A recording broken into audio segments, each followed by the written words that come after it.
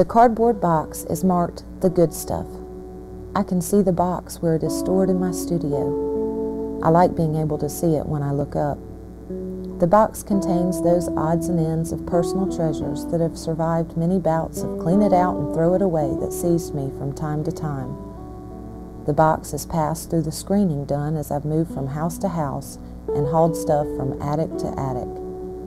A thief looking into the box wouldn't take anything, couldn't get a dime for any of it, but if the house ever catches on fire, that box goes with me when I run. One of the keepsakes in the box is a small paper bag, lunch size.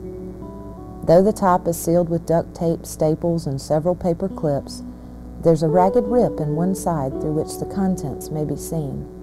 This particular lunch sack has been in my care for many years, but it really belongs to my daughter Molly. Soon after she came of school age, she started packing the morning lunches for herself, her brothers, and me. Every bag got its share of sandwiches, apples, milk money, and sometimes a note or treat. One morning, Molly handed me 2 bags as I was about to leave. One regular lunch sack and the one with the duct tape and staples and paper clips. "Why 2 bags?" I asked. "The other one has something else." "What's in it?" "Just some stuff. Take it with you." Not wanting to hold court over the matter, I stuffed both sacks into my briefcase, kissed the child, and rushed off. At midday, while scarfing down my lunch, I tore open Molly's bag and shook out the contents. A hair clip, 3 small stones, a little toy banana with arms and legs, a broken red crayon, a seashell, half a pack of Pez candy, a marble, a used lipstick, a small doll, and 13 pennies. I smiled. How charming. But quickly getting back to the important business of the day, I swept everything on my desk into the wastebasket. A leftover lunch, Molly's junk, and everything else. That evening, Molly came to stand beside me while I was reading the paper. "Where's my bag?" she asked. "What bag?" "You know, the one I gave you this morning." "I left it at the office. Why?" "I forgot to put this note in it. Besides, I want it back." "Why?" "Those are my things in the sack, Mommy, the ones I really like. I thought you might want to play with them, but now I want them back." "You didn't lose the bag, did you, Mommy?" Tears puddled in her eyes. "No, I just forgot to bring it home," I lied. "Bring it tomorrow, okay? Don't worry." As she hugged my neck with relief, I unfolded the note that had not got into the sack. "I love you, Mommy." I looked long at the face of my child. She was right. What was in that sack was something else. Molly had given me her treasures. When you deal with somebody's treasures, you're real close to their being. All that a 7-year-old held dear, love in a paper sack, and I missed it. Not only missed it, but had thrown it into the wastebasket because there wasn't anything in there I needed.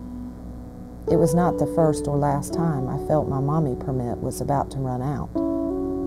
It was a long trip back to the office, but there was nothing else that could be done, so I went. Just ahead of the janitor, I picked up the wastebasket and poured the contents out on my desk. I was sorting through it all when the janitor came in. "Lose something?" "Yes, my mind," I said. "It's probably in there all right. What's it look like? I'll help you find it." I couldn't feel any more of a fool than I already was, so I told him. He didn't laugh. He smiled. I got kids too. So 2 fools searched the trash and found the jewels, and he smiled at me and I smiled at him. You're never alone in these things, never. After washing the mustard off the seashell and spraying the whole thing with Lysol to kill the smell of onions, I carefully smoothed out the wadded ball of brown paper bag into a semi-functional bag, put the treasures inside, and carried the whole thing home gingerly like an injured kitten. The next evening I returned it to Molly, no questions asked, no explanations given. The bag didn't look so good, but the stuff was all there, and that's what counted. After dinner, I asked her to tell me about the stuff in the sack, so she took it all out a piece at a time and placed the objects in a row along our dining room table. It took a long time to tell. Every piece had a story. A memory was attached to dreams or imaginary friends. fairies had brought some of the things, and I had given her the candies, and she'd kept them for when she needed them. I managed to say, "I see," very wisely several times in the telling, and as a matter of fact, I did see. To my surprise, Molly gave me the bag once again several days later. Same ratty bag, same stuff inside. I felt forgiven and trusted and loved, and a little more comfortable wearing the title of mother. Over several months, the bag went with me from time to time. It was never clear to me why I did or did not get it on a given day.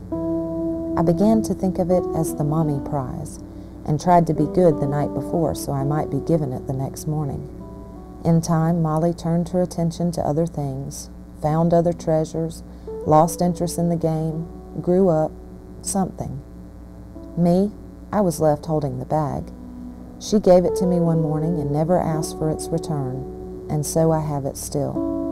Sometimes I think of all the times in this sweet life when I have missed the treasure I was being given. A friend calls this standing knee-deep in the river and dying of thirst. So the worn paper sack is there in the box, left over from a time when a child said, "Here, this is the best I've got. Take it. It's yours. Such as I have, I give to thee." I missed it the first time, but it's my bag now.